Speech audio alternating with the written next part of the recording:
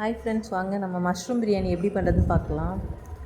ஒரு குக்கர் எடுத்துக்கோங்க. அதில் 3 டேபிள் ஸ்பூன் எண்ணெய் ஊற்றிட்டு 1 டேபிள் ஸ்பூன் நெய் ஊற்றிக்கோங்க.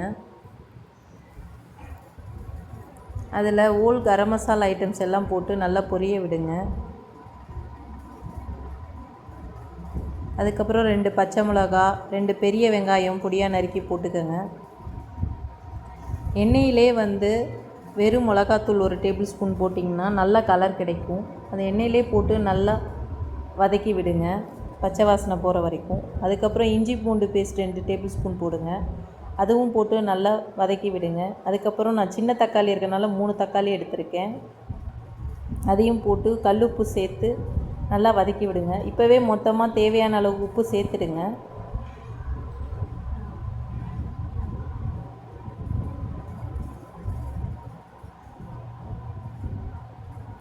அதுக்கப்புறம் இந்த சமயத்தில் காளானையும் சேர்த்து நல்லா கிண்டி விடுங்க.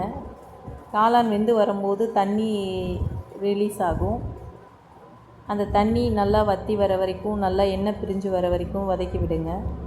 கூட தயிர் சேர்த்துக்கோங்க. 100 கிராம் தயிர் சேர்த்துக்கோங்க. நான் எம்டிஆர் பிரியாணி மசாலா ஒரு 10 கிராம் எடுத்திருக்கேன். அதையும் சேர்த்து நல்லா மசாலா தயிர் எல்லாமே நல்லா வேகிற மாதிரி கிண்டி விடுறேன்.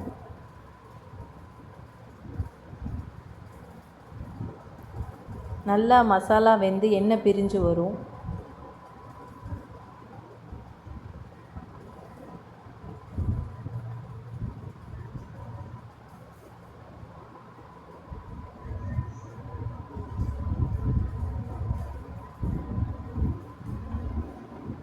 எண்ணெய் பிரிஞ்சு வர நேரத்தில் ஊற வச்சுருந்த அரிசியை சேர்த்துக்கோங்க. நான் 2.5 டம்ளர் அரிசி எடுத்திருக்கேன். 1 டம்ளருக்கு 1.5 டம்ளர் தண்ணி சேர்த்து நல்லா கொதிக்க விடுங்க.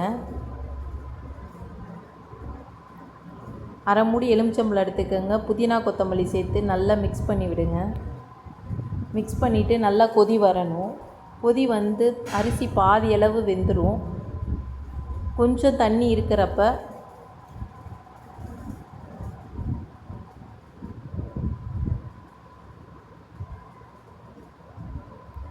நீங்கள் குக்கர் மூடி போட்டு மூடி சிம்மில் வச்சுருங்க.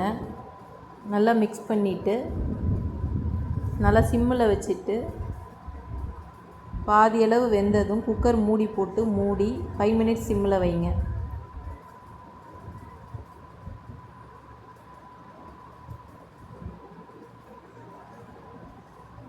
இப்போ பாருங்கள், நல்லா தண்ணி கொஞ்சம் வற்றி பாதி அளவு வெந்திருக்கு. நான் குக்கர் போட்டு மூடிட்டேன். 5 மினிட்ஸ் மட்டும் வைங்க, விசில் வர வேணாம். 5 மினிட்ஸில் விசில் வந்தாலும் ஓகே, வரலனாலும் ஓகே.